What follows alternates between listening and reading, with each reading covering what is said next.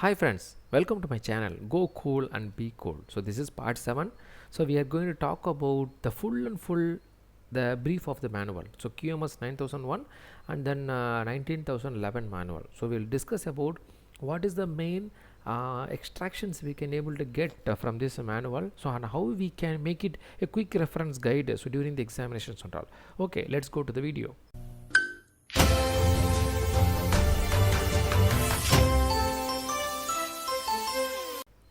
Welcome back. So part 7 Lead Auditor Training Program Examination Tips and Tricks. So this is a full the information is about the QMS 9001 and 19011 manual. So you will come to know that how to read the manual and what all the things is very important so for the examination point of view. So this is the view of the manual. So ISO 9001. So this is the quality management system requirements, and then 19011 is the guidelines for auditing management system. So left hand side, so you will come to know that what are all the things we're supposed to do that when setting up maybe starting up a new concerns or maybe new procedures or new systems, something like that. So 19011 talks about what is the principle, what is the auditing management guidelines. So it's a very beautiful things, you can able to see that.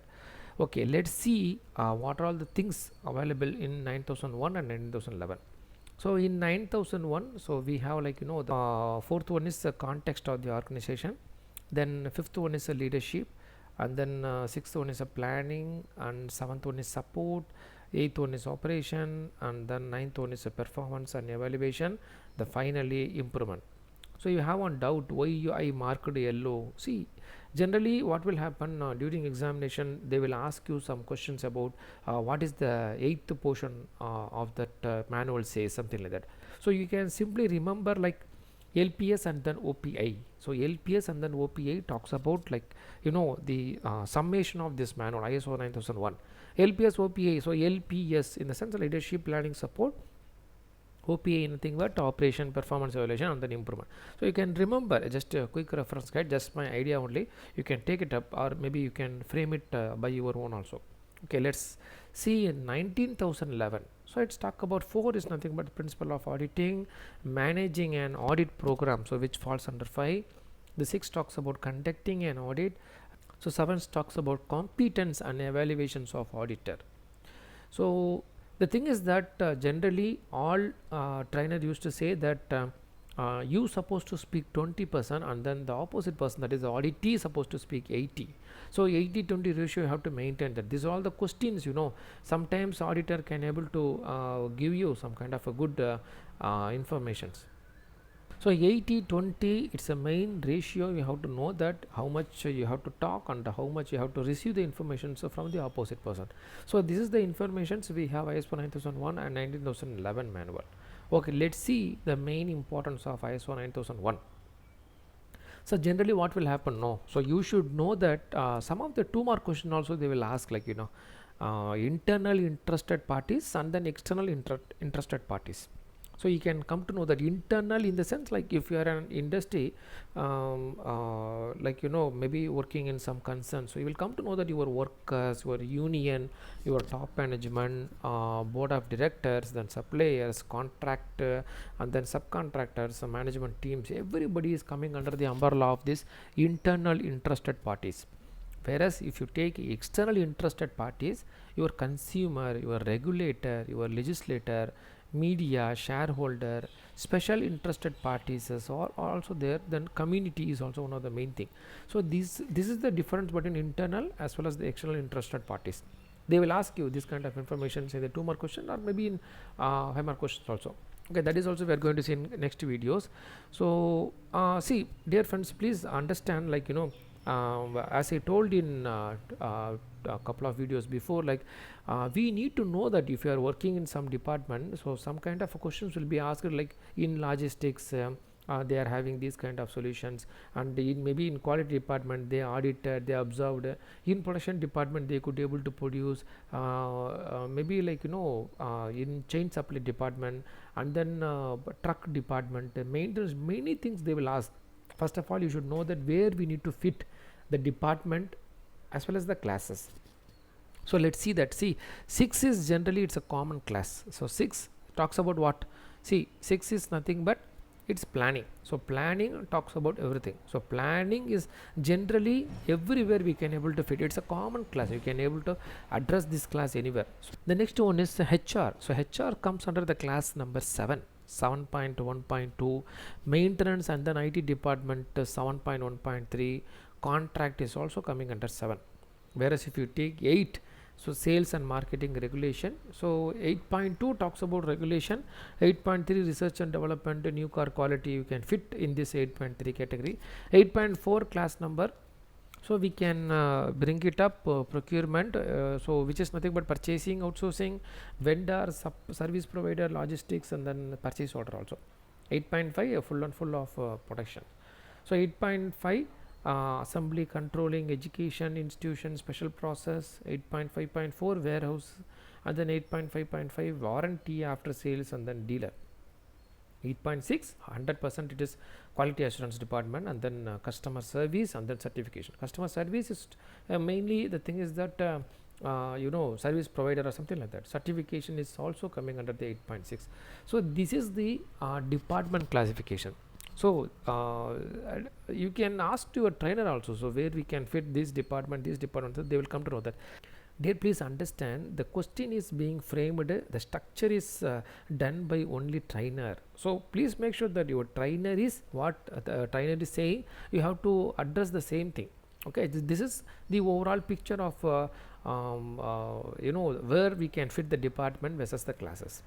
Okay, let's see the main difference between corrections, corrective action, and then preventive actions. Correction is nothing but action to eliminate a detected non-conformity. For example, if you are going by car, so the car is not starting, in the sense, no, so then you are observing that the fuel is not there.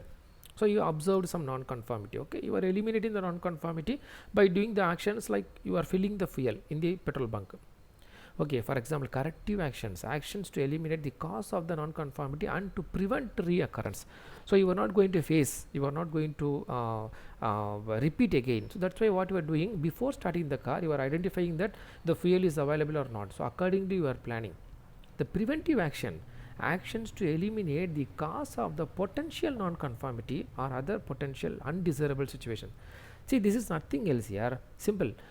Preventive action is nothing but, so before starting the car, before I am planning to go outside, I am just confirming that this is the day I'm going for some planning. So this area to this area, so it will take 400 kilometers, so I need full fuel. So I'm planning the fuel a day before yesterday, I'm filling the fuel, everything, so I'm ready for the journey, everything. So that is the preventive action. So I will never face the corrections like I don't unnecessary stoppage is not available, and then corrective action is I'm just checking that the fuel is available or not. That is the corrective action. So preventive action is I'm planning to not happen this fuel not availability, something like that. So we are doing 100% assurance of availability of fuel, so before the journey starts. So this is where that talks about corrections, corrective actions, and then preventive actions. So this is the I am sure anyhow these questions will be asked in 2 marks. So you can take your live example. So this is what I am saying. No, please prepare your live example. You can have your team itself, so you have to prepare your live example. They will ask you what is meant by corrective action, give some live example, like that the 2 mark questions will be asked. So you're supposed to be ready for answering these questions and all. The next one is ISO 19011. So 19011 full and full talks about the guidelines and then the principles of auditors especially. So in that quick reference guide, so for you is 6.2, 6.3 talks about audit planning, 6.4 it audit execution, 6.5 and then 6.6 is audit report, 6.7 is nothing but audit follow-up. You can see the difference. Who is first party audit and then who is second party audit, third party audit. So this kind of questions also being asked. For example, no, in questions if you are going for a second party audit, so where you will first identify the abnormality, like that they will start the questions. First of all, you need to know that what is based second party. First party is nothing but your internal audit. For example, if you are in automotive industry, you are doing internally with your stakeholders. So what happens? So you will go there and make some observations, and then you will ask some documentation, evidence, and everything. Finally, you will declare the result. Maybe NC or minor NC, or maybe it is a conformity, something like that. Second party audit is nothing but external provider audit. External provider in the sense like it is like a vendor end, it is a supplier end. The parts where you are getting from the maybe some tier 1, tier 2, tier 3, so they are getting from many layers. So external provided audit means you are doing the audit at your vendor end. So with having a good backup of your knowledge, skill, and you are delivering the same, and you are getting many observations during the audit. Third party audit, that is the certification team, statutory body, regulatory body, maybe accreditation body. For example, surveillance audit, the certified body will come to your end, so they will do some kind of surveillance audit, recertification audit 3 years once. So these are all the things are happening. So this is where the certification body comes. They will be the third party audit.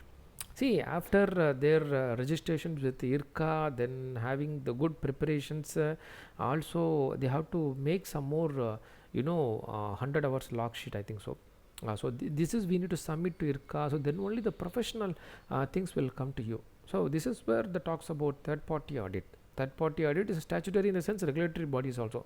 For example, government side people are coming to our end, so they are doing the audit and then assuring that okay, it is safe to work, something like that. So this is where the talks about first party, second party, and then third party audit. First party you can do by your own if you have a good skill about that, but if you are the internal audit, in the sense you will be more knowledgeable how to make the audit and all. Second party audit is you can also do that, but if you are the internal auditor, in the sense you can ask many questions, you can ask many evidence on the documentation. Third party audit is full and full professional, so who already experienced, already who registered with IRCA, so these people can able to make this third party audit. So terms and definitions, so you can able to see anyhow at least one or two marks will be combined in these questions. So they will ask you in the couple of sheets after ISO 19011 manual, you can able to see this kind of terms and frame. What is meant by audit?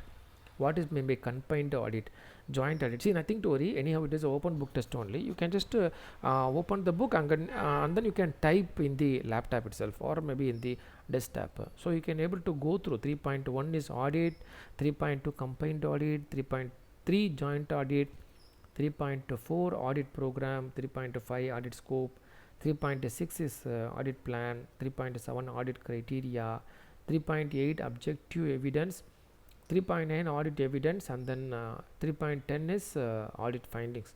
Similar to this, we have audit conclusion, audit client, auditee, audit team, auditor, technical expert, observer, management system, risk, conformity. There please make sure that risk and conformity, so both things will be asked in 2 mark question. 1 mark will be given. Risk and what is my risk and what is my conformity. See, the answer is readily available in the manual. You can just refer the manual. You should know that where these terms and all coming in the manual. So manual we have nearly 30 to I think 40 pages available. So you should know that. You can make some reference also. So during examination you should never waste your time. So make sure that you have done each and everything. So then you are observing the answers exactly at the perfect locations. What is meant by non-conformity? They will also ask something. The next one is the 3.21 non-conformity, 3.22 then competence, 3.23 requirement, 3.24 process, and then 3.25 performance. So nearly we have 25 terms available. So you can just go through one by one. You can just come to know that what it means exactly. So based on that the questions will be asked. So you can frame it the same thing. So this is the very important things, principles of auditing. During exercise you have to perform this one. So they will ask you like what is meant by integrity, professionalism. So there may be some questions available. So you have to frame whether it is coming under the integrity or fair presentation or due professional care or confidentiality, independence, evidence based approach, and then risk based approach. So we have nearly 7 available. So make sure that you are familiar with this. For example, the questions may be asked in 5 mark. Maybe some auditor, auditee, so they are not comfortable, they are changing their schedule frequently. So which category it is coming under the principle of auditing. Like that the questions will be framed. So you should know that whether it is the impartiality or reliable and then reproducible audit conclusion, for example evidence based approach, risk based approach is risk and opportunity. So those things. Professionalism is nothing but you supposed to be professional enough, so you should never make any unnecessary judgmental without having an evidence or something like that. Integrity, that's what talks about. Fair presentation, trustfully and then accurately. You should never make any favorism to the people first of all. So you have to make the fair presentation, what is observed, then you have to make the presentation.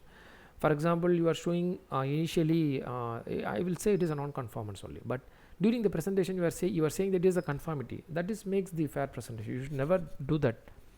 So make sure that trustfully and then accurately the word supposed to be there in your examination writing paper, or maybe online examination. Judgment, you know very well about that. Making judgment, so due professional care, no favorisms and all. Confidentiality, security. For example, if you are the auditor, okay, you are observing a good points in A company. For example, if you can say A company, then you are going for the audit B company. So you should never declare their confidentiality to B. A was doing this kind of things. A was perfect. And then A is having a good kind of protocol procedure, so why don't you have? It is not like that. You are auditing for only B, so B you have to make a good judgment, that's all. Security is very, very important. So confidentiality, you should never leak any their confidential or anything. And then the independence is impartiality. So you supposed to be fixed on your schedule. So there is no any independence or something like that, impartiality. If auditee is asking something like we can go these places and we can explain you this, no, it's not like that. See, what is the schedule is given, you have to adhere the same. So there is no any partiality supposed to be given. So you supposed to be impartiality. That is what the things is explained in the word. Evidence based approach, you know very well about it. Auditor should never assume, should never make any simple judgment or something like that. With a proper record, with a proper evidence, then you can able to decide whatever you want to do that. So that is what talks about reliable and then reproducible audit conclusion. Risk based approach is nothing but risk and opportunities. For example, 10 o'clock you have a plan to go to logistics, for example, just I'm saying. So logistic person is not available, but even though you are going inside and auditing, it's not the good thing. That is a risk based approach. You are identified that risk, but you are taking the opportunities to make some audit and all. It is not like that. See, once the things are not available, you can reschedule it. It's always acceptable, because see, everybody is a human being now.